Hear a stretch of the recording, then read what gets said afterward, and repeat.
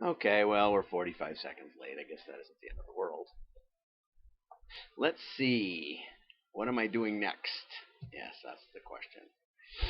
Okay, now I go over here and get my new link, which is there. Control C, LinkedIn, Control V, and post.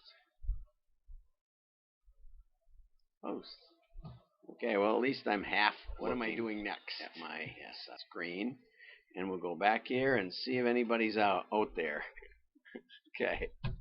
So, 5, 4, 3, 2, 1. I switch this fan around.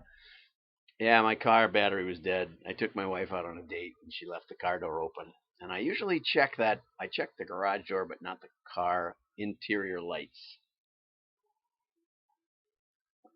You'd think they'd stop after I don't know what, 8 hours, but they didn't. So jump the car and come over here and get some content going. So here we go. Over here, this was an interesting one right off the bat.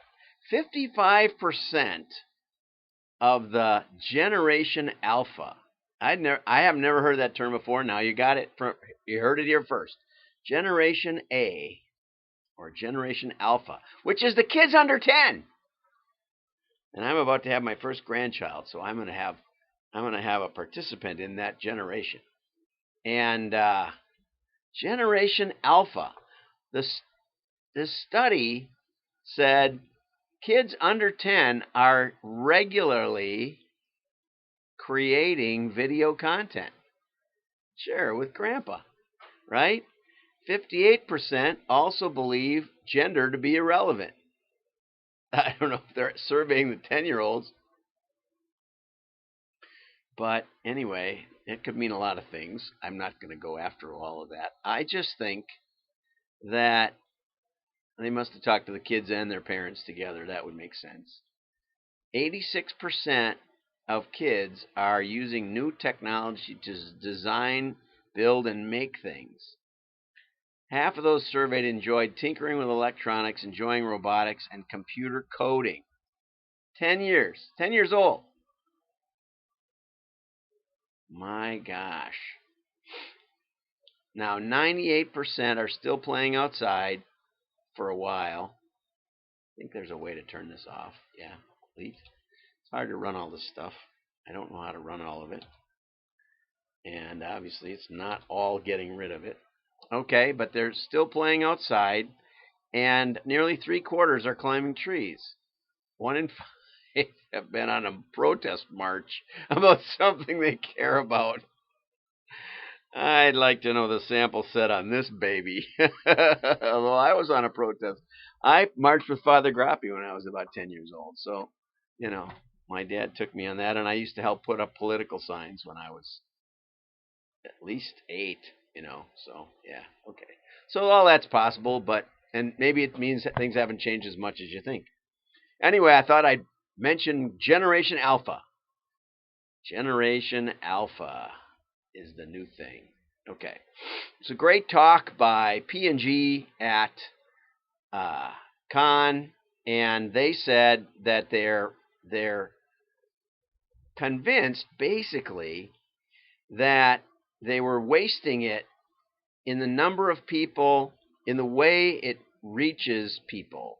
What they're doing is they're changing from frequency. They said with digital, it's easy to pound the tar out of somebody, but it's not that easy but you have to work harder to get a broader audience.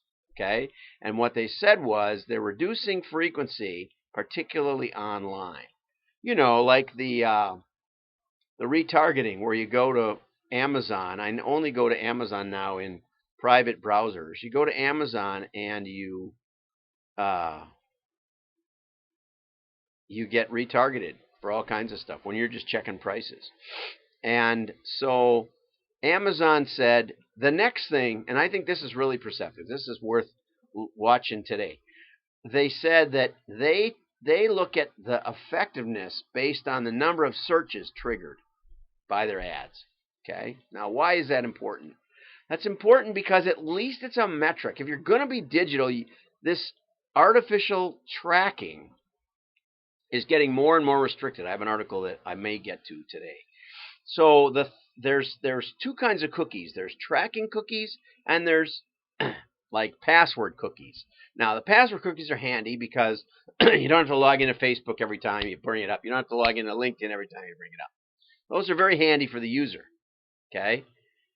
Then there's other kinds of cookies, so that when you go to a site, they drop some third party drops this thing, pays the site owner, drops it on your computer, and then wherever else you go, they can track it and they can get a pattern.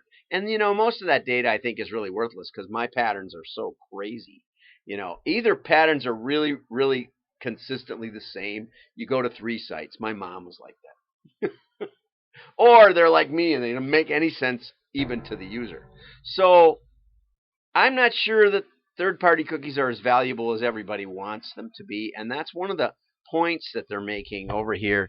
But the solid bottom line was that P&G saw could increase their search tracking. They could see people, looking for more information on Crest more by hitting more people rather than the same people over and over and over. I think that's really right. More will probably come out on that. The best measurement is people who are searching. No, the best measurement is sales. But when you're selling at a grocery store, you're not getting that sales data 100% because people buy with cash. They don't use their pig card. So I have P&G cut its digital ad spend by $200 million, didn't reduce the effectiveness from what they could tell. Okay, there's a bunch of articles just now about GDPR and how it's no longer the wolf at the door, it's no longer the problem that everybody thought, and that so much of GDPR is just good data management practices, and I think that's a really good point to make. Also, it requires marketing to focus more on what do they really want. Like, do they want third-party tracking data? Is that as valuable? There was a time when we just said, well, let's grab everything and see whether, what good it is. Yeah, that's fine for a while. But now there's more liability than there is benefit. Okay, so let's get rid of that one. And there's another article that said GDPR could be one of the best things ever. But I like this article because it explained this stuff. This is a great article. Okay, Sean Lim, I'm going to post your name up there.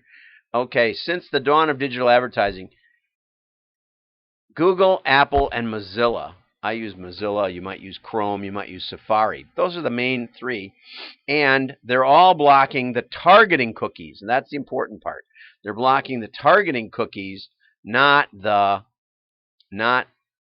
sign-in cookies. They're differentiating the targeting cookies, which is going to make, and see there's also login cookies, okay, which will make it harder for third parties to use those and track you. And Apple is doing another thing which allows you to sign in with an email that Apple will remember for you, but will not connect to your real email. Great, I like that. That's their sign in with Apple. I never use Apple, but it sounds like a great idea. And I have had a client that did gave your email anonymity. Anonymatized? I don't know. Okay, so we're going to have to decide what we want. There are places where you can get cookies that are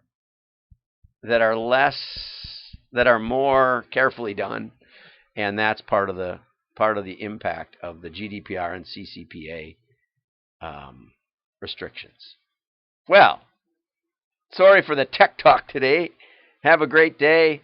Like is nice, but share shows you care. Share stuff. Share it with your friends. Make them think. They'll think you're smart. Say, hey, you listen to that guy? You must be smart. Have a great day.